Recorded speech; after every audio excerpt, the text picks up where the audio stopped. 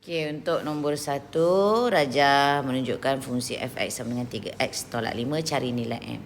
Jadi kena faham konsep fx ni. Okey, jadi kalau fx sama dengan 3x tolak 5, so x ni kalau 3 jadi f3. So automatik x tu pun mesti tukar 3 dan image dia sama dengan m. Tu konsepnya. Jadi 9 tolak 5 jadi 4 sama dengan M. Okey. Tu ceritanya. Kena faham baca. Okey. Okey, diberi Gx sama dengan P tolak X. Gfx sama dengan 6 tolak 9X. Cari nilai P dan Q. So, tengok sini. Dia beri Gfx. So, you ada G dengan fx. So, you boleh buat gfx. Faham? Jadi, gx awak adalah P tolak qx. Kalau gfx, P tolak q, x tukar fx. Fx adalah 3x tolak 5. Lepas tu awak kembangkan P tolak 3qx tambah 5q. Okay. So, gfx dah dibagi. Yang ni 6 tolak 9x. Alright? And then you just banding beza untuk x dengan x. So keluarkan aja. Negatif 9 sama dengan negatif 3q. So q tinggal. Bawa sini darab. Bawa sini jadi bahagi. So negatif hidup lagi. Okay. So q dapat 3. Selesai. Okay. Untuk yang seterusnya. Maknanya 6 ni dengan selain daripada ini. Okay. Jadi 6 sama dengan P tambah 5Q. Ikut simbol masing-masing. 6 sama dengan P campur 5. Q kita dapat 3. P campur 15. So nak cari P 15 gerak. 6 tolak 15. P sama dengan negatif 9. Okay. Okay, seterusnya untuk nombor 2, Raja Lava menunjukkan graf fx 4x 4 kurungan x tolak 1 kuasa 2 campur 4. Okey, ini adalah bentuk vertex. Ini namanya bentuk vertex. Bentuk ini daripada penyempurnaan kuasa 2. Faham? Okey. Tentukan kau nak bagi titik minimum dan persamaan paksi simetri. So, semua kena faham konsep bentuk ni. Kalau konsep bentuk ni kelas, yang tengah-tengah ini adalah persamaan paksi simetri. Mana dapat x tolak 1 tu, dia hasilnya daripada x sama dengan 1. So, bila you tekan EQN, you dapat 1 kan? Bila you tekan EQN kan dapat 2 nilai x. Contoh x sama dengan 1, x sama dengan 2. Lepas tu you kena buat yang faktor tu, betul? Jadi konsepnya sama. Jadi yang ni bila kita buat faktor, dia akan jadi x tolak 1. Lepas tu kita letak kuasa 2. Kenapa? Sebab x1 dengan x2 dia benda yang sama. That's why patutnya x tolak 1, x tolak 1. Tapi kita ringkaskan oleh kerana benda yang sama, dia jadi kuasa 2. So asal usulnya adalah x sama dengan 1. Jadi x sama dengan 1 ni apa? Dia adalah paksi simetri. Simetri ni apa? Dia tengah-tengah graf. Jadi ni graf lengkung kita. Ni 1. Nampak tak? X sama dengan 1. Nampak? Faham jadi bermakna kalau dia nak persamaan paksi simetri kita tengah-tengah kena dekat nombor 1. Paksi apa? X. Jadi X sama dengan 1 macam tu. Okay.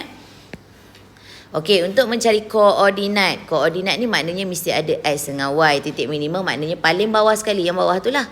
Jadi dah tengok dah dekat situ. Iaitu apa koordinatnya? 1, 4. Okey. So ini saya nak ajar terus. Dapat daripada persamaan juga yang kat sini. So 1 ni koordinat 1 dapat daripada X tolak 1 ni. Yang 4 tu daripada belakang ni. Yang paling belakang ni. Yang ini.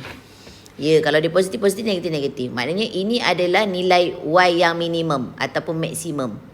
Maknanya yang paling bawah sekali, yang paling atas sekali. Jadi kita gabung dua-dua, dia akan jadi koordinat. Faham Jadi kalau graf awak ke bawah macam ni, maknanya titik minimum. Faham Kalau dia ke atas macam ni, maksimum. Ikutlah, gantung pada titik. Okay.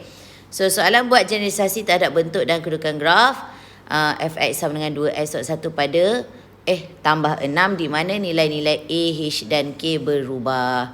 Seterusnya lakarkan graf. Okey. Yang ini nanti sebab kita belum masuk lagi, so nanti saya akan ajar dekat kelas Buat generalisasi terhadap bentuk dan kedudukan graf ni. Kalau A berubah jadi apa? Jadi sekarang ni asal usulnya adalah fx sama dengan 4x tolak 1 kuasa 2 campur 4. So dia berubah kepada 2x tolak 1 kuasa 2 campur 6. Tak apalah, saya terus buat lah. Okey, kejap. Okey, untuk yang ini, kalau soalan macam ni A, ni nampak tak ni? Kena tahu. A, H, K. A 4. So sini A, H1, sini 1 jadi sini H, sini K. Okey. Jadi bila A berubah daripada 4 pergi 2, dia ada konsep dia. Jika A ini asal usulnya adalah positif. Maksud positif tu dia lebih besar daripada kosong. Lepas itu dia mengurang. Maknanya tadi A ni dapat 4 kan. Lepas tu bila dia jadi 2, dia menurun lah. Dia kurang 2. Kalau dia mengurang, graf awak kelebaran dia akan menjadi besar. Kelebaran dia akan menjadi besar. Okey, contoh graf dia asal usul dia yang ni. Kita buat yang asal asal ni. Okey, dekat mana 4x tolak 1? X tolak 1 paksi simetri. Jap. Graf dah bagi kat atas tu. Jap. Kita tiru jap graf kat atas tu. Ni. Okey, so sini 1, sini 4. Okey, betul Okey dah. Okey. Jadi kalau graf dia daripada A dia daripada 4, dia positif ni. Kalau negatif dia lain kalau dia negatif 4 dia lain. Sekarang ni dia positif dulu. Kalau A dia positif bermakna A lebih besar daripada kosong, jadi asalnya 4. Lepas tu dia kurang jadi 2. Maknanya dia makin mengecil lah. Okey, graf kita bukan makin mengecil, graf kita makin melebar. Jadi sama je kedudukan padam pula dah. Sama je kedudukan graf dia. Sama je paksi simetri, cuma dia makin melebar keluar macam tu. Boleh rujuk buku teks. Macam tu. Jadi graf dia akan jadi makin melebar. Tapi pintasan Y dia sama, paksi simetri pun sama, cuma dia melebar sahaja. Itu je konsepnya. Jadi ni A berubah. Okay, now. H berubah tak? Tak berubah. 1 dengan 1 kekal. Tak ada masalah lah. Okay, K ni daripada 4 ke 6. K ni tadi 4 kan? Jadi bila dia jadi 6, okey, macam mana bentuk dia? Ni tadi dia 4. 1 kekal. Okey. Kalau dia jadi 6 bermakna 4. Okey, katakan dia punya apa panggil tu? Skala dia 2 4 6 kan? Okey, kat sini 6. Jadi bermakna dia punya titik minimum dah kat sini. Jadi kat sini titik minimum dia jadi 1 6 koordinat dia. 1 6. So dia punya persamaan dia punya graf akan jadi begini. Maknanya dia meningkat pula bergerak 2 ke atas. Maknanya graf kita anjak bukan bergerak, anjak 2 ke atas. Paksi simetri kekal sama, nampak? 1 1 semua sama. Tapi nilai 4 ni berubah kepada 6. So graf kita naik atas sikit kepada 6. Cuma kat sini yang agak complicated adalah A ni. So A ni awak tengok balik buku teks dia memang ada lengkap generalisasi dia tu. Generalisasi tu macam nak buat, tulislah. Maknanya yang ni tulis graf makin melebar. Paksi simetri kekal sama. Macam tu. Okay. Titik minimum kekal sama. Okey, yang ni pula graf sama. Apa yang lain? Simetri sama. Apa yang lain? Titik minimum. Betul. Jadi graf anjak ke atas. Sebanyak berapa? 2. Faham tu konsep lah. Okey. Okey, so seterusnya nombor 3. Graf P dan graf Q dalam darjah 3 menunjukkan hubungan antara X dan Y. Tentukan domain bagi graf P dan Q. Okey, domain. Domain ni adalah paksi X. Jadi untuk graf P mesti ada begini. Tengoklah titik dia. Negatif 2 ada lagi. 1 ada. 2, 4. Betul kalau saya salah nanti betulkan. Untuk graf Q pula. Okey, kalau graf melengkung tak boleh buat macam ni. Kalau graf melengkung jangan buat senarai macam tak boleh. Dia buat had. Jadi X, domain adalah X. Antara apa hingga apa. Jadi X ni yang paling kecil apa? Tengok graf kita. Sini kan mula. So yang paling kecil 0. Berakhir di sini. Yang paling besar berapa? 7. Jadi 0, 7. Itu cara dia. Faham Okay. Julat. Okay, untuk julat P pula. Julat ni dekat image yang kena je. Okay, maknanya tengok dekat paksi Y. Mana negatif 2 ni dengan 7. Jadi julat di 7 macam tu. So 1 dengan 4. Okay. 2 dengan 2. Dan 4 dengan 6. Begitu. So kita ambil paksi Y untuk julat. Kalau elok susunkan lain 2, 4, 6, 7. Okay. Tapi kalau Q oleh kerana graf melengkung tak boleh buat macam ni. Mesti buat height. Bukan height. Apa panggil tu? Julat. Jadi kalau Q ni untuk julat dia awak ambil dekat paksi Y. So paksi Y letak Y macam tu. Begini. So tengok graf kita. Graf kita paling rendah yang mana? Tengok. Sini. Berapa tu paling rendah? Negatif 4. Paling tinggi di sini. Kan? Tu berapa tu? 2. Itu cara nak baca. Okay. Okey, lakarkan graf itu. Okey, jadi ni adalah graf modulus. Jadi bila graf modulus, dia ada cara-caranya. Okey, pertama saya suruh buat apa? Kotak. Mula X, Y koordinat. Jadi negatif 3 dengan 2. So ambil je X negatif 3.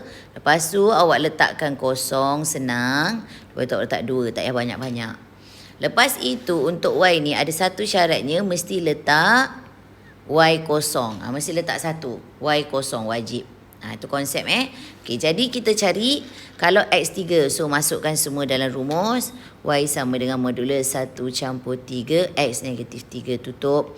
Y sama dengan modulus 1 tolak 9.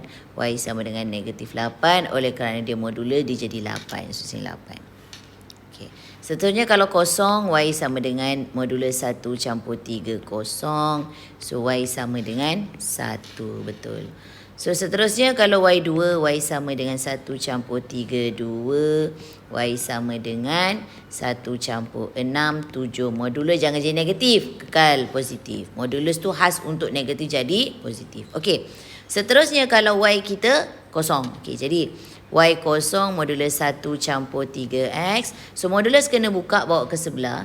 Kalau buka dia akan jadi tambah tolak. Wajib Okey. So oleh kerana dia kosong, tak perlu fikirlah. Tak payah nak 1 tambah 1 tolak. Just kosong sahaja. Okey, abaikan je tambah tolak tu. So letak 1, negatif 1 sama dengan 3X. X sama dengan negatif 1/3. Okey, lepas tu disuruh lakarkan graf. So you just lakarkan graf. Okey, sini X, sini Y. Kita tengok. Dia punya skala X boleh kosong. 1, 2, 3. Dan ni negatif 1, negatif 2, negatif 3. Okey, negatif 1/3 ni berada di mana? Kosong. Dekat mana? Dekat sini negatif 1/3. Agak-agak lah. Okey. Okey, lepas tu untuk Y pula nak guna apa? Boleh je guna apa-apalah. 2, 4, 6, 8. Kalau graf panjang, guna 0, 1, 2, 3, 4, 5, 6, 7. Suka hati. Okey. Saya graf pendek. Saya pakai yang ni. Okey. And then kita plotkan.